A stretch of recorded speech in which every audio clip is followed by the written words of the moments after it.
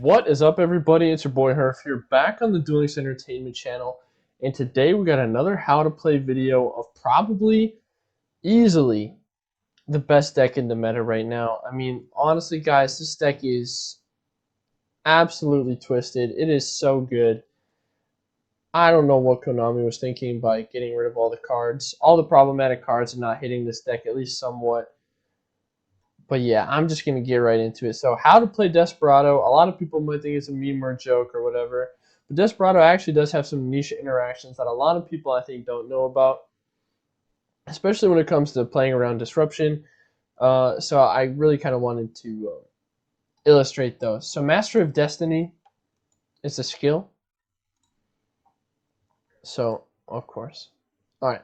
So, when you toss a coin, the result will always be heads for the first 3 coin tosses. This skill will only activate if you begin the duel with a deck that has 7 or more cards with different names that require coin tosses. So, keep in mind this is when you flip a coin. So, okay, I don't have Sartorius level 45 yet, so Time Wizard should be a Fiend Comedian, if that makes sense. So, if you don't want to play Time Wizard, you could play like this guy. Creole. This guy's okay. When this card is sent to the graveyard as a result of battle, toss a coin and call it. If you call it right, destroy a monster on your opponent's side of the field. That's okay. I like Time Wizard a little bit better because it's non-targeting. So, oh well. Anyways, just to explain all the cards in the main deck. Desperado Barrel Dragon. If a face-up Dark Machine type monster you control is destroyed by battle or card effect, you can special summon this card from your hand once per turn during the battle phase. Quick effect. You can toss a coin 3 times, destroy face-up monsters on the field up to the number of heads. Then if the result was 3 heads, draw 1 card. This card cannot attack the turn this effect is activated. If the card is sent to the graveyard, you can add 1 level 7 or lower monster that has a coin tossing effect from your deck to your hand. So, this card is amazing for 3 reasons. First of all, it's a free body every time a face-up Dark Machine gets destroyed. Okay, that's awesome. Second, non-targeting destruction in the battle phase is busted. The reason it's busted is because, let's say, because first of all, you don't know what it's going to hit. So non-targeting destruction is always good. And B, the fact that it's in the battle phase is that your opponent doesn't get a chance to react to it. Like if it had to be in the main phase, you could opt for your main phase to continue instead of going straight to battle phase, and then at least you'd get a chance to react and maybe summon some more stuff, whatever. But in the battle phase, because we don't have a main phase 2, this card is absolutely stupid good. As you do not have an opportunity to rebuild your field from the point of when your cards were destroyed up until my turn where I killed you. So, and the third reason is if this card is sent to the graveyard in any way, so if it's sent from your hand to the graveyard, field to the graveyard, deck to the graveyard, and if this card touches the graveyard in any capacity, you can add a level 7 coin toss. You can add a level 7 or lower monster that has a coin tossing effect. And so we are playing a few of those, so it's basically a free search for anything you want. Now, Fortress. I play 1 Fortress and 1 Gear Frame because I like the Xyz plays off a Gear Frame, and I also only have 1 Fortress and 1 Gear Frame. But you can play this. If you don't like Gear Frame, you can play 2 Fortress, and both work perfectly fine. I think that Gear Frame definitely has its merit, but 2 Fortress would probably be a little bit better. But both ways are fine. You can discard machine type monsters whose levels equal 8 or more. Then special summon this card from your hand or graveyard. If this card is destroyed by battle and sent to the graveyard, target 1 card your opponent controls. Destroy that target before resolving an opponent's monster effect that targets this face-up card. Look at your opponent's hand and discard 1 card from your hand. So you can special summon this by using this card as well as any other machine type monster in your hand. If this card is in your hand, otherwise it's in the graveyard, you need to discard something. You need to discard probably a Desperado from your hand to the grave to get this guy out. The reason that this card is so good in this deck is because you can discard Desperado, search a misjudge, and then you have lethal on board with an Omni negate. Misjudge is so good, we'll get to her later. But this card being able to discard Desperado Barrel Dragon in order to plus off of that, like, or I mean, if you have Super Team Buddy, then it's a plus. Otherwise, it's just a 1-for-1. But you're able to search like more follow up off of Desperado as well as thin the deck, as well as get board presence, as well as this is a really pesky guy to get rid of.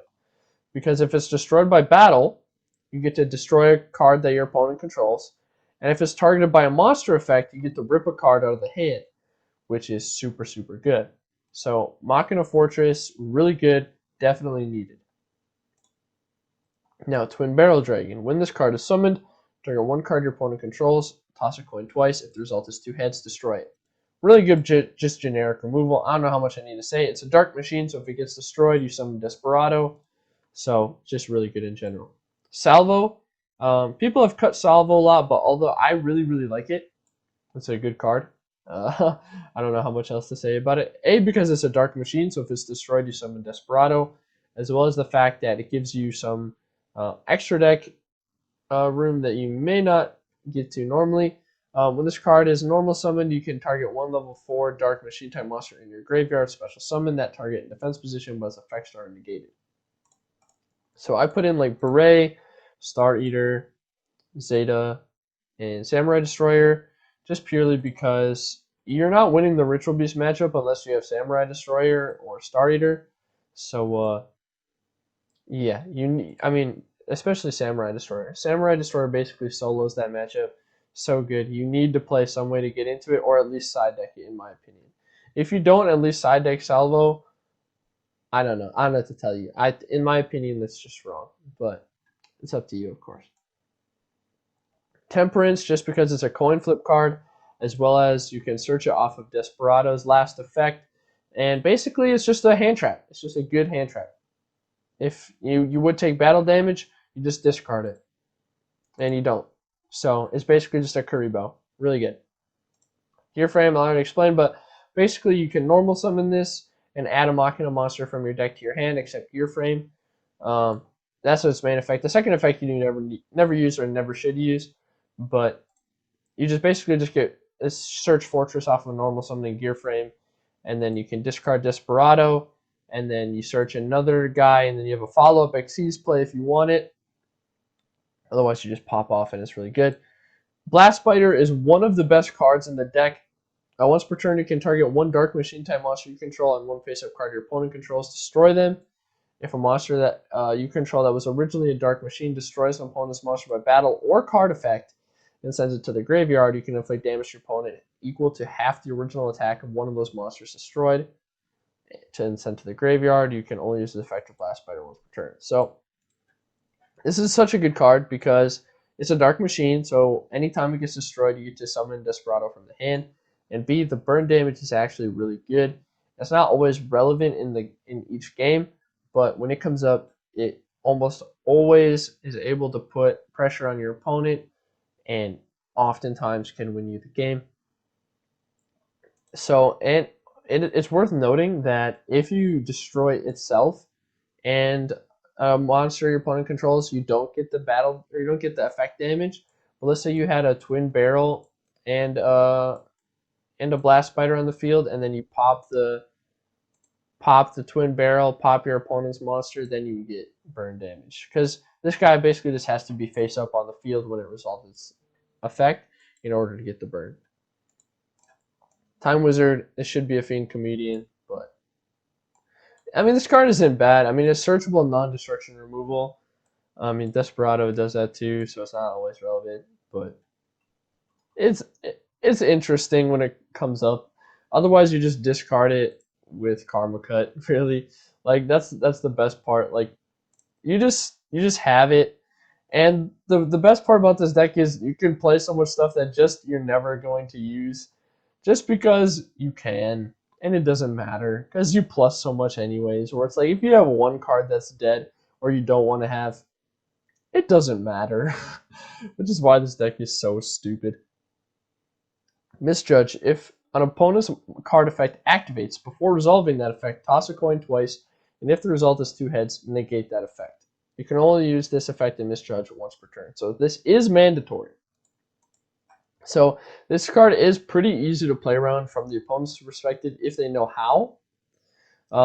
Basically, all they have to do is activate any effect before they activate something that they want to activate. So like a lot of times I'll just flip up if I'm playing like Triamids or just any deck that has like continuous traps or like anything. You just flips anything up. They have to negate it, and then you're free to do your turn. So a lot of times you can play around it if you're mindful of misjudge, but if you can't play around it, you really just get screwed. Like this card is actually one of the most busted cards in the game just because it's just a generic Omni negate that is guaranteed with Master of Destiny. So yeah, that's pretty strong. I would say like Omni negates are pretty unique in dueling. Saying not a lot of decks have them, so when decks do have them, a lot of times they're pretty game breaking. Cup of Ace. So if you get heads, you draw 2 cards. So Master of Destiny guarantees the heads. So you just play 2 Pot of Greed because it's the best card in Yu-Gi-Oh history.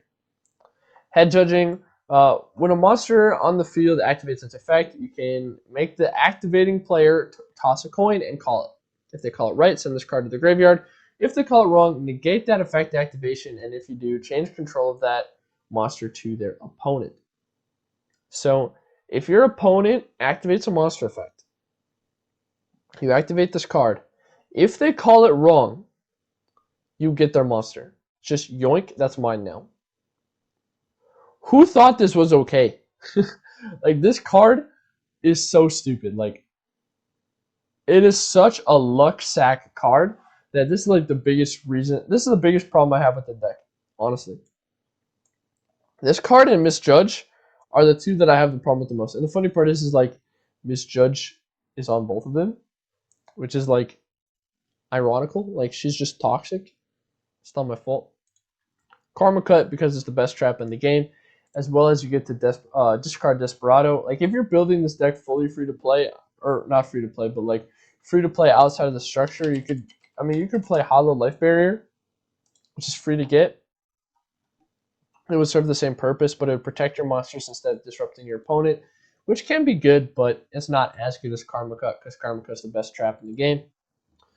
Super Team Buddy Force Unite. You target one face-up monster in the field and special summon one monster from your hand or graveyard with the same original type as that monster's, but a different original name. If this card is in the owner's spell or trap zone is destroyed by an opponent's card effect, you can set one Super Team Buddy Force directly from your deck to your spell and trap card zones. That is a really strong card. I'm only playing 2 of this card, so you don't need to play any more of it. You could play 3, but you just don't need it. You play Pot of Greed already, so if you don't open it and you draw Pot of Greed, you just get it anyways. Or you just destroy your own stuff and get Desperado out, or they destroy your stuff, you get Desperado out. I mean, that's how busted this deck is. You literally don't have room for one of your best cards to be played at 3 because all of your other cards are that busted. Like, ideally you could cut like a gear frame for another Super Team Buddy Force, but that's really the only thing you can cut. Or you could cut a Black Salvo, but Black Salvo is super good. So there's not a lot of room in the deck for more. Otherwise, you could just play 21 cards, which is perfectly acceptable. But this is the way that I've been playing it, and I've had a lot of fun doing so. So now I'm gonna just show you some basic replays on the ladder, just to kind of show you kind of how the deck is played, kind of my thinking about some of my plays, and yeah, here we go.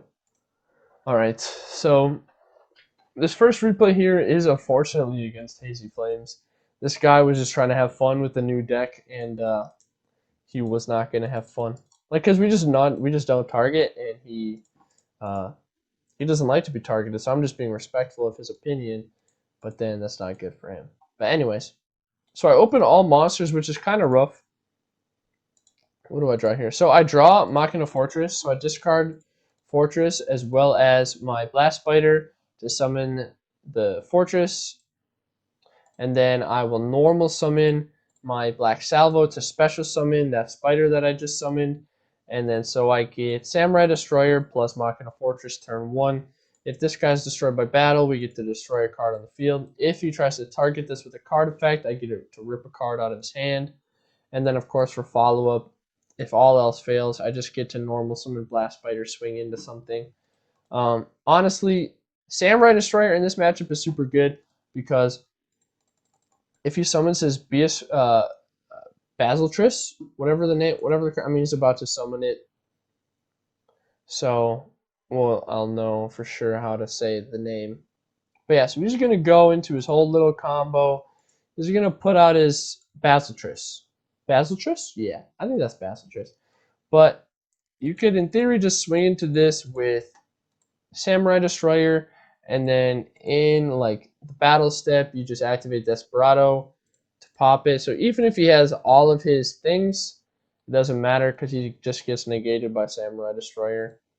So he's just gonna attempt to banish my Samurai Destroyer off the bat, so then I get to resummon my Blast Fighter, which summons my Desperado from my hand, and then he just quits because he knows that I just have a better gaming chair.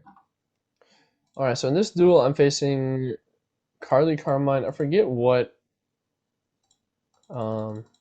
deck she was playing. So basically I see a T set, so I have misjudge in my hand. So this basically means I don't have to be afraid of any disruption he has, as well as I open Pot of Greed. So I use just Pot of Greed, really. You get heads, you get to draw 2.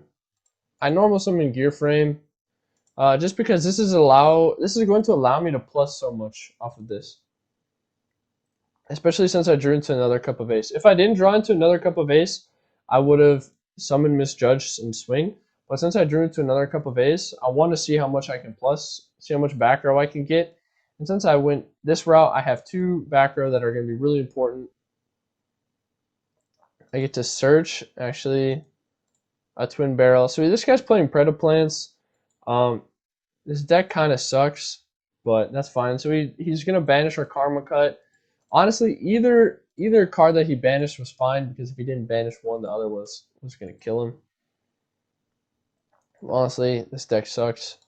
So I'm going to Super Team. I'm going to get my Desperado back, and then Super Team is going to reset itself. So, yeah. So he can make a, whatever this thing is called, Chimera. Yeah, Chimera. I'm just going to call it Chimera. But he can only banish stuff that's less attack than him. So he's just gonna, or less level than him, or equal. So then I just activate my Desperado, I pop it, I win.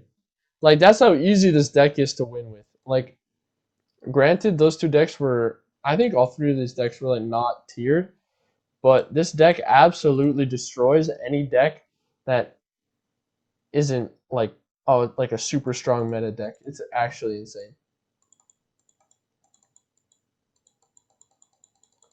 This deck is stupid. I'm Master of Destiny. He's playing, I don't know what you call it. It's like Summon Skull, or Call of the Archfiend Control Beatdown deck, whatever. So he just summons Archfiend's Call, sets 2. This is pretty bad.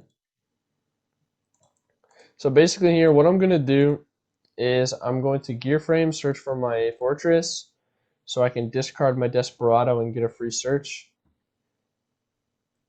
So I pick my Twin Barrel Dragon, so I can bait out, I can play through more disruption next turn.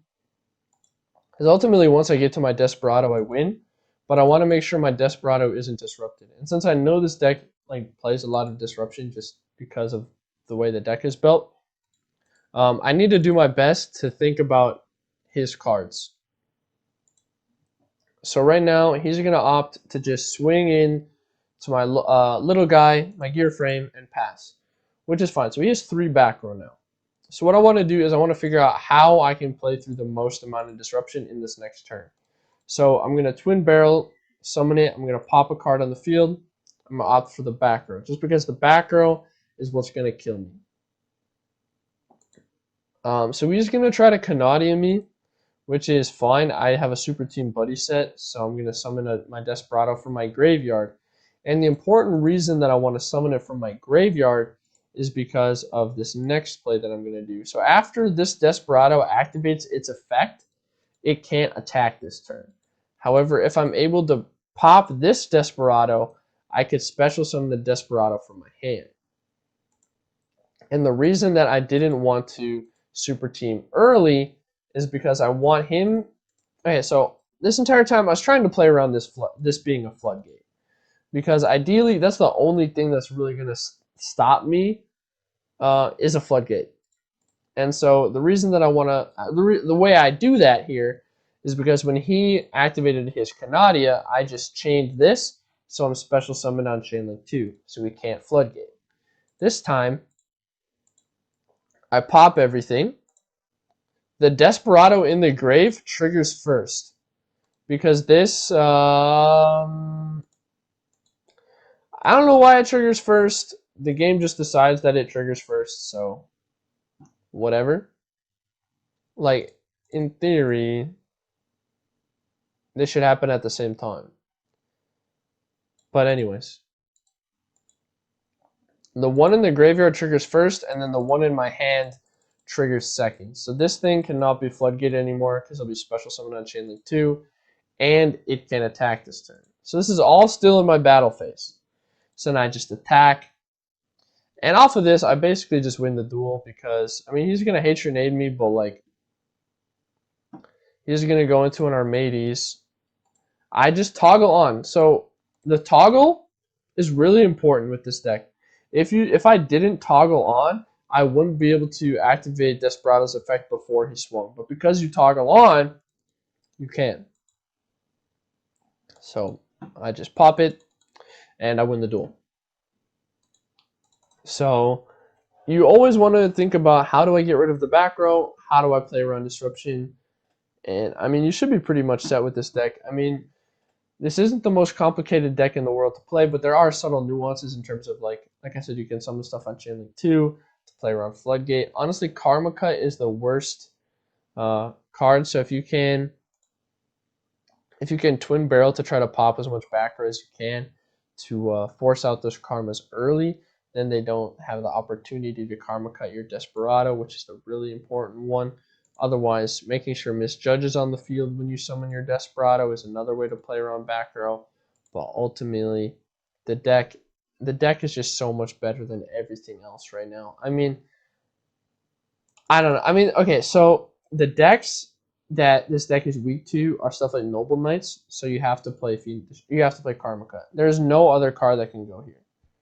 Like, in my opinion, Karma Cut is a core card in this deck because of the Noble Knight matchup. You will not. It's so hard to win the Noble Knight matchup without Karma Cut because they have stuff like Noble Arms of Destiny that protects from destruction. So you don't win that matchup without Karma Cut. Karma Cut is so good.